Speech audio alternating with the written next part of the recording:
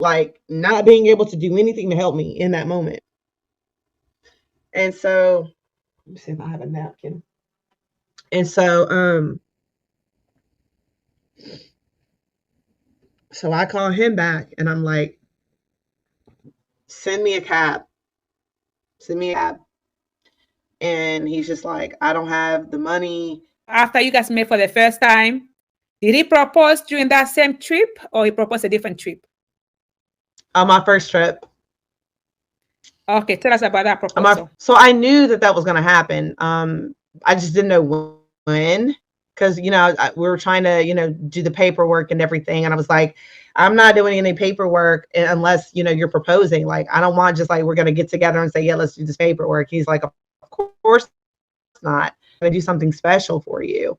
And he's like, I've been looking at rings, this and that, and I'm like, okay, all right. So the night started out really effed up, honestly, and I was frustrated because we got there late, and then he was mad at me because his son was going to be there, but the mom said it was too late for him to get there, and at the time his son was 4, and so he was not happy about that, and I'm just like, well, what is the big deal? I didn't know that it was for my proposal. I'm just like, okay. So we're sitting there, we're dancing to Dembo, bachata and stuff the whole night. And then all of a sudden, his friends were like, Nikki, sit down for a second. We want to talk to you and get to know you. And I sit down and I notice that the chairs are like this. So it's like a half circle, and I'm in the middle of the half circle. And I'm like, okay. And I'm like talking to them. And then all of a sudden, all the Spanish music stops and a country song comes on. And the name of the song is In Case You Didn't Know by Brett Young. That's one of my very favorite songs. And as soon as it came on, I just started crying because like I knew like, oh my God, this is the moment. And so, and we got it on tape, of course. So he comes out and he proposes to me. And it's so sad because in the moment, I think that he really thought that we were going to be happy together. And so did I. However, he wasn't willing to stop cheating on me with that lady and lying about a lot of different things.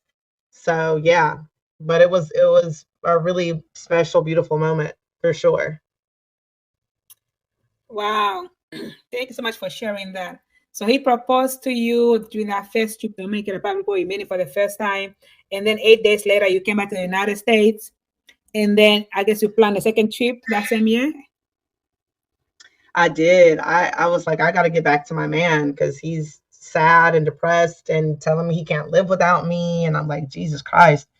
And I was telling him like, I need you to be stronger than that though. Like, we're getting married. I'm gonna be your wife. The money that I'm making right now, I'm making it here. I can't make that money over there. So I need you to hold on. Like, don't stress me out about not being there.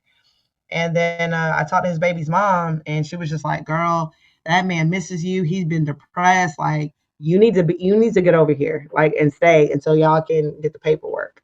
She's like, because every time he comes to get our son, he's depressed and he's like, he's losing weight. Like, she put extra pressure on me too. And I'm like, oh my God, bro. So I was like, all right, I'll do what I can do. So I went over there for, like I said, days. And that was a month later, by the way. A month later, I went back over there. And I moved from out of my apartment so that I could move back home to Greensboro because my rent there was like $1,700. And then when I'm in DR, I was spending $1,000, $2,000 on rent and money and my other bills for my car and things like that. So that's why I moved here back to Greensboro so that I could my money instead of paying that rent and then rent over there. And of course, I left that job that I was making that money so that I could be right for the relationship and be there in person. So that was that. And then I forgot the question. I'm sorry. No, the question was no, I think you were answering it. So you went back for the second time because you were missing your man. And then also because the baby mother pressured you. So when you went back that second time, was it still all roses? At first it was, yeah. But then there was this one night closer to the end of the trip where I went over to my godmom's house. And then let me just be clear about this too. I know a lot of people in DR, like on to count on two hands, at least 10 people that are like family for me. So that's another reason why I felt comfortable. Like my boy, one of my homeboys that used to live with me, he's Dominican, and I met his mom and his brother and sister shit 17 years ago. So I knew like I was cool, I was good because he was the one who came to pick us up from the airport, and I call him like my brother. But anyway, I went over there to my godmom's house, which is my boy's mom that used to live with me years ago, and he lived with me and my brother actually.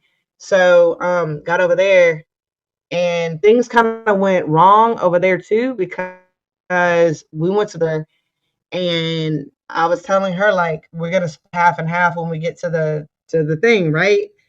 Because I only have like 2,500 pesos on me right now, and I don't get paid again until next week. And she was like, "Oh yeah, yeah, yeah." So we get up to the thing. She didn't pay for anything, and the total was like 2,100 pesos. So I had to pay for everything, and everyone in the line is looking like, "Can you hurry up?" And I'm looking at her like, "Yo, where's your money?" And she's like, "No, I'm looking for it. I'm looking for it." I'm like, meaning in her way, what she meant when she said I'm looking for it, she's like, she's got to go get it, like go make the money. And I'm like, ay Dios mío, you didn't tell me that. So I was livid. So by the time we got back to her place, I had no money because I had to pay the cab.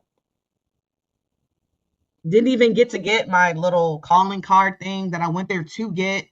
It was just a mess. So I was furious. Like I lost it that day. I lost it. Like I went off.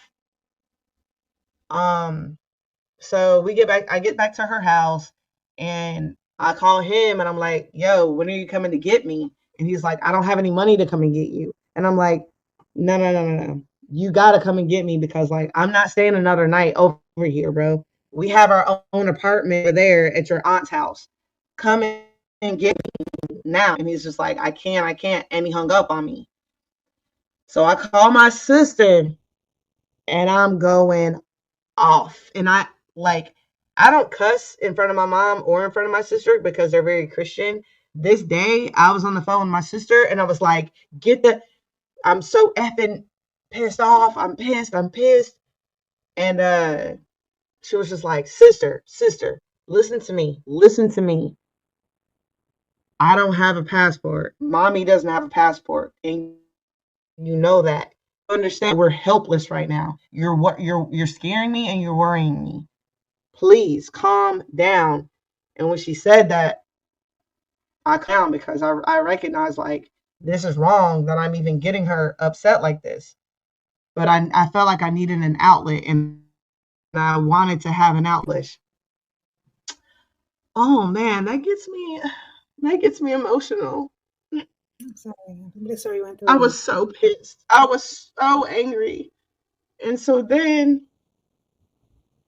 that night, and I guess I get emotional about it because I can't even imagine how my sister felt like not being able to do anything to help me in that moment.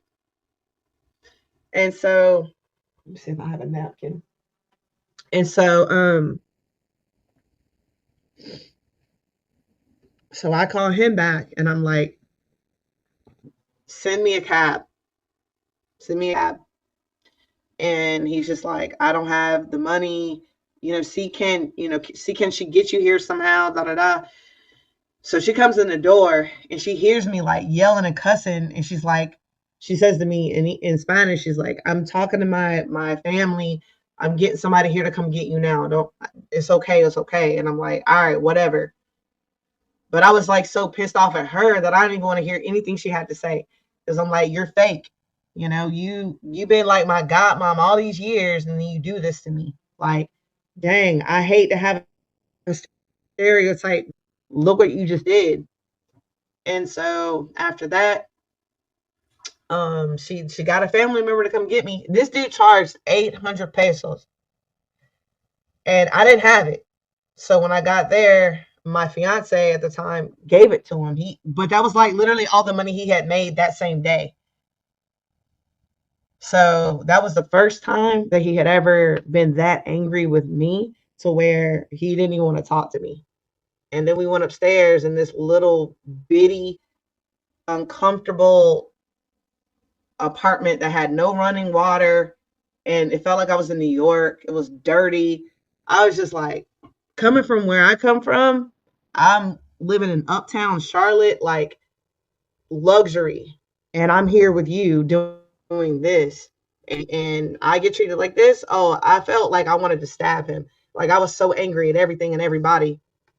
And the next day, we made up or whatever. But no, that trip, everything was not roses. Like that was when I started kind of seeing like who he really was.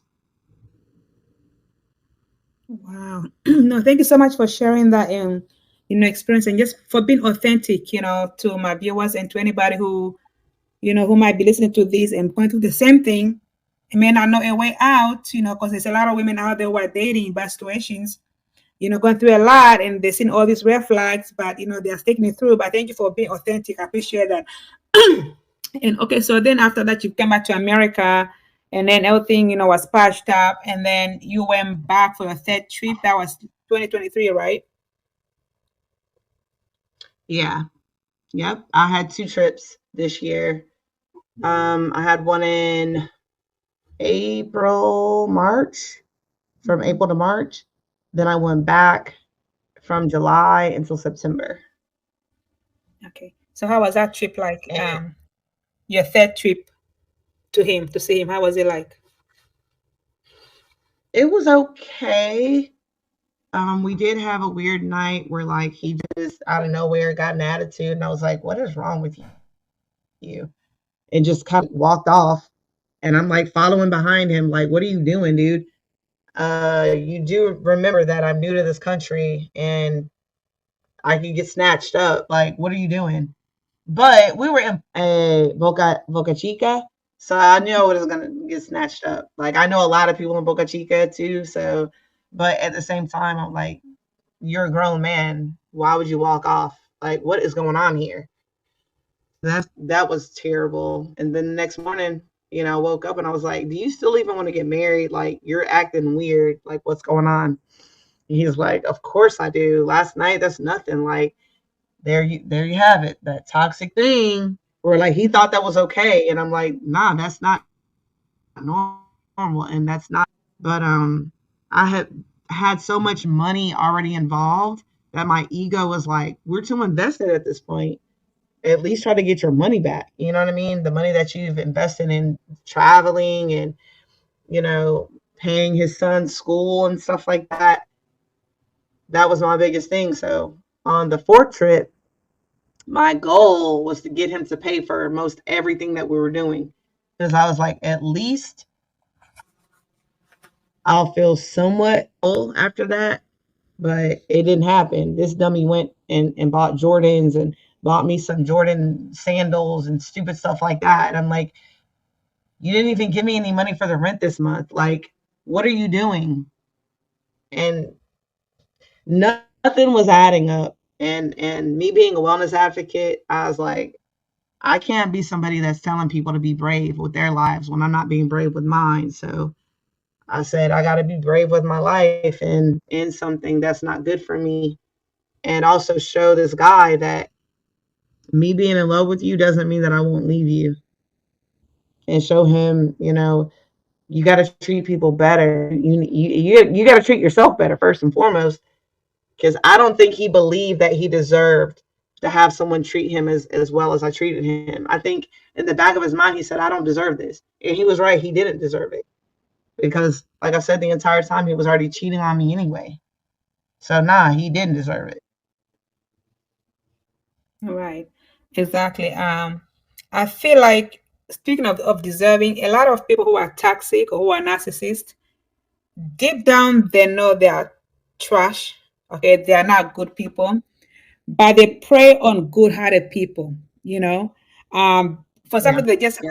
they like empaths. They like, because you're an empath. If you're an empath, you're like a magnet to narcissist. Okay. And then it's like when they get you, they kind of look at you funny, like, why would you see in me? It's kind of person that I am. Like they think like you're not smart enough because you are with them. They even resent you for it because they think that you should know better, because they know they are not good people, but you are involved with them. They know them, they don't deserve you, so they start to resent you. So that's why the whole abuse comes into. Absolutely. Right. And I know you mentioned that did he have a job when he was making good money to cover some of your expenses when you travel, or? No, he didn't have a good job. He was working when he could, and the guy that was his friend where we did the proposal party or whatever, that guy ended up being a disgusting human being. And I'm like, why do you continue to be friends with him? Like, we've already had this conversation. We don't hang out with, deal with anyone who does these types of things. Like, this is another level. Like, I'm bringing you to another level. So if you're not ready to go there, then we don't have to do this. Because what I'm not going to do is be down, low down on this type of a level. Knowing the rooms that I've been in, the people that I'm involved with, the people that, type of business that I do, this isn't what we do. Like, even on an intelligent level, like, this is craziness. And you know this. And he was just like, "You're right. You're absolutely right. Like, I'm done with him. Like, I'm cutting him off." Because the guy had been scamming him out of money, not paying him what he owed him, and things like that.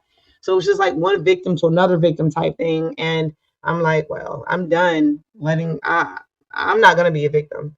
So either we're gonna do this, or this, and if we're not gonna do that, I'm done with this. So he continued to do the things that I'm like, okay, I already, had a conversation with you to let you know, like, I'm not with this, and I don't have to accept any of this, bro. Not one bit of it. And that's why the night everything went down, I called my ex on speakerphone, which was definitely immature and definitely not, the right thing to do. I had been drinking that night, as well. And so, I was just like, I don't even care anymore. Like, hey, because I guess in the back, my ego wanted him to know, like, you're not that guy. You're not that guy. And like, I'm Niki for real. Like, people love me. People are attracted to my energy because I'm fun and because I'm intelligent and because I bring business. I know how to make money and I know how to teach people how to make money. Like, I know all of these things, bro. You're not that guy. And then you're not even Dominican for real. Like, you're like a Venezuelan Dominican. You're not even like what I normally go for. Like, you got in off the strength of being a sweetheart, and then that's not even who you really are. Like, get out of here. And he had talked crap about me to my friends, and he thought that because my friends were Dominican, they weren't going to tell me. And then he got mad at them for telling me what he said. And I'm like, so you did say it. So you're mad that they told me said it. Wow. And that's when I had to put him in his place. Like, he told them, yeah, I'm with Niki, but I'm always gonna, dib and dab with Latina girls. That's what he told him.